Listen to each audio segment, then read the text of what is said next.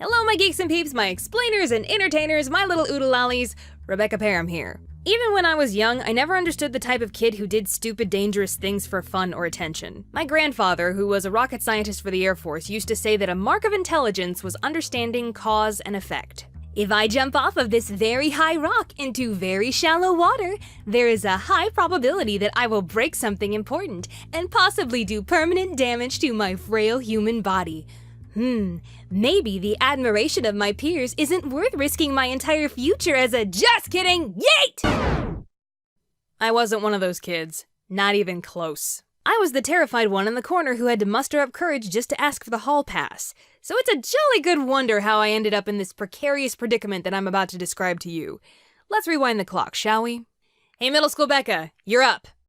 The year was 6th grade. Still doing the preparatory school thing and still very much a loner geek obsessed with Pokemon video games and cartoons. But around this time, I did manage to make one friend for a short while. She was in the grade above me, which I thought made me so cool. At this school, you didn't make friends outside your grade. You stuck to your own kind. So the fact that an older girl wanted to be friends not only made me feel special, but it made me feel like I was getting away with something. We'll call her Kay. And looking back, it's pretty clear to me why we got along so well. While I personally thought she was one of the cool kids, she was clearly the loner weirdo geek in her own class. Proof that perspective is everything. Maybe one day I'll be as cool as her. She also liked Pokemon and video games and was really good at Super Smash Bros., the original. She's also the one who taught me the infamous item duplication glitch in Pokemon Red and Blue, so yeah. The geek was strong with this one. One day, Kay invited me over to her house for a sleepover. Now you have to remember at this point in my life, my family lived out in the country, so most of the kids at school did too. And Kay's house was on a very big piece of property. Many acres and far away from any neighbors. Levels of seclusion that made you wonder what the hell the parents were up to. Anyways, she and I were having a lovely old sleepover, and I wasn't going to be picked up until the afternoon of the next day. So we had lots of time to kill. After a very full night of trading Pokemon and playing all 12 characters in Smash, we were enjoying breakfast when her parents came in. They told us they were going to the farthest stretches of their property to work on a new house they were building. Right, new house. Gotcha. I'm ignoring the shovels and suspicious tarp. 1 second after Kay's parents closed the door behind them, she turned to me and gave me one of those looks that said, I'm about to drag you into something you're gonna regret. You wanna go out on the roof? Go what, do where now? Kay's house was 2 stories, but the second story was a lot smaller than the first, and via a window on the second floor, one could easily slip out and parkour to their little heart's content all over the first story roof. Kay took us up to the second story, opened the window that would lead to the roof, and said, Don't worry, I've done this lots of times and nothing bad ever happened. Well, she did appear to be alive, so I guess there was a good chance she didn't ever die from going out on the roof. And I was not about to turn yellow-bellied in front of my cool older friend. So I followed her outside onto the roof, and just as we both made it out, she said, See, it's all fine, just as long as we don't close the window. I really hope you went to the bathroom before this. Turns out, the window locked automatically whenever it was closed, and no amount of us trying was getting it to budge. Now, modern innovation would make this a non-problem because everybody and their grandmother has cell phones that might as well be implanted into our hands. But back then, you didn't get a cell phone until you were like a teenager, if you were lucky, and whatever phone you did get was just that. A phone, not a mini computer with access to a literal world of distractions and activities. So even if I did have a phone back then, chances are I wouldn't be carrying it on me anyways. So that meant we were stuck on a roof with no one else around. I vote you jump. If your legs aren't broken, go back in the house and open the window. Neither of us were going to jump. First off, it would have been stupid.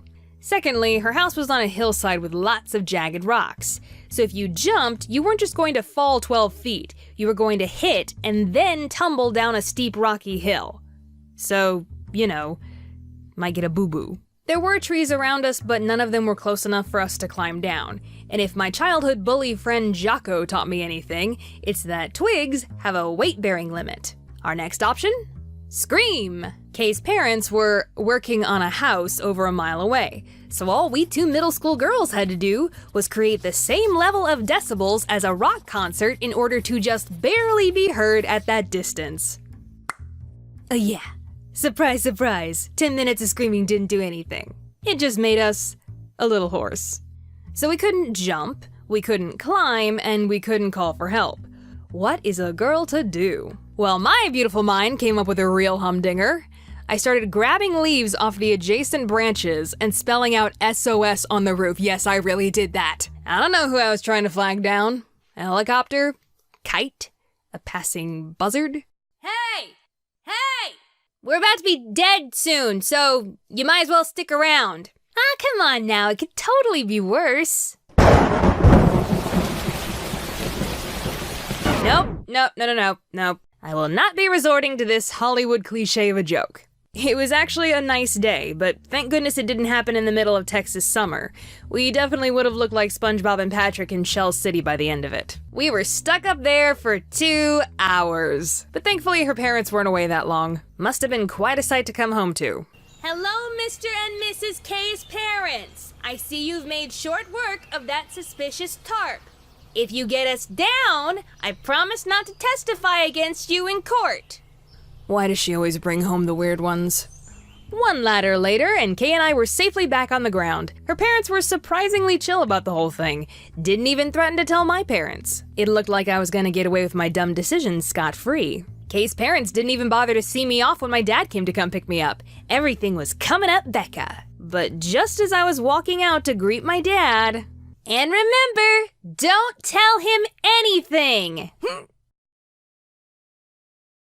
Don't tell me what, dear daughter of mine? The jig was up. I had to tell him. And of course he was not happy. Got a big old lecture on the way home because, I guess my parents cared about my safety and stuff. Shortly after Kay switched schools, though I think we all know what that meant. Oh, pour one out for the poor murdered soul of Kay. She got to be a ghost story before me. May her roof-climbing hijinks live on in infamy. Why did I always make friends with the weird ones?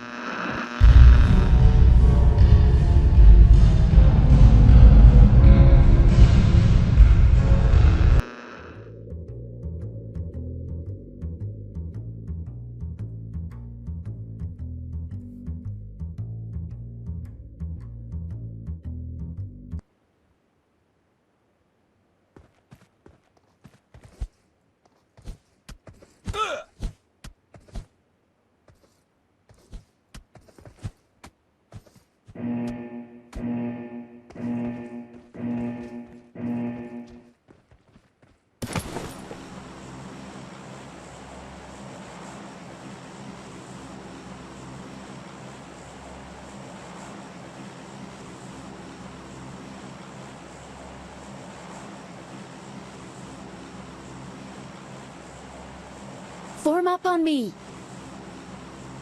I got supplies.